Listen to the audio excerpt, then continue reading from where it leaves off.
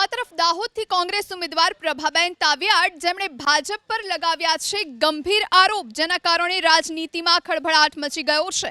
પ્રભાબેન તાવિયાડના મતે ભાજપના નેતાઓએ મહિલાઓ અને પુરુષો માટે તૈયાર કરાવી છે ખાસ કિટ। પુરુષો માટેની કિટમાં 2 ક્વાર્ટર, શર્ટનું કાપડ તેમજ રોકડ રકમ હોવાનો દાવો કર્યો, તો મહિલાઓ માટેની કિટમાં મંગળસૂત્ર અને સાડીઓ હોવાનો આરોપ લગાવ્યો। ભાજપે પ્રભાબેન તાવિયાડના આરોપોને નકાર્યા। ભાજપનું કહેવું છે કે કોંગ્રેસના નેતાઓ થોડા દિવસની જે ભાષા બોલી રહ્યા છે તે તેમની હારની નિશાની છે।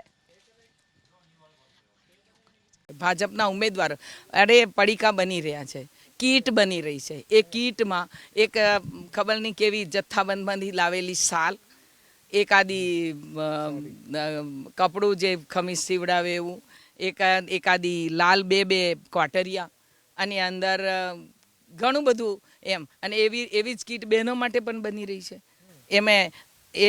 એને માટે જથ્થાબંધ સુરત બાજુથી ઢગલામાં લાવેલી કિલોના હિસાબેમાંથી એકાદી સાડી, એકાદું બ્લાઉઝ અને પછી ટીલડી, અરે એટલે સુધી કે મારી બહેનોને મંગળસૂત્ર પણ એની અંદર મૂકી આપે છે। મંગળસૂત્ર ભાઈઓનું એના ઘરવાળાનું પહેરવાનું હોય, એને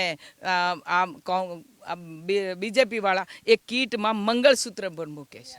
પ્રભાબેન જેવા સિનિયર નેતા હોય એમને આવી વાત ના કરવી જોઈએ, એમને આ શોભતી નથી। કારણ કે ગુજરાતમાં આપણે ક્વાર્ટરિયાની વાત કરવી, મને લાગે છે ક્યાંક ને ક્યાંક આ એમની માનસિકતા દેખાતી હોય એવું મને લાગે છે। ભારતીય જનતા પાર્ટીની કીટમાં તો ભારતીય જનતા પાર્ટીનો મેનિફેસ્ટો એટલે સંકલ્પ પત્ર એટલે મોદી સાહેબની ગેરંટી, ફક્ત મોદી સાહેબનું નામ પૂરતું છે।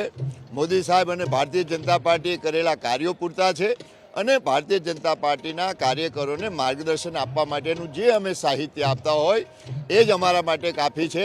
એટલે કોંગ્રેસના આગેવાનોની, નેતાઓની થોડા દિવસથી જે ભાષાઓ એ જે રીતની છે એ મને લાગે છે હાર દેખાતી હોય અને આ નિરાશાની ભાષા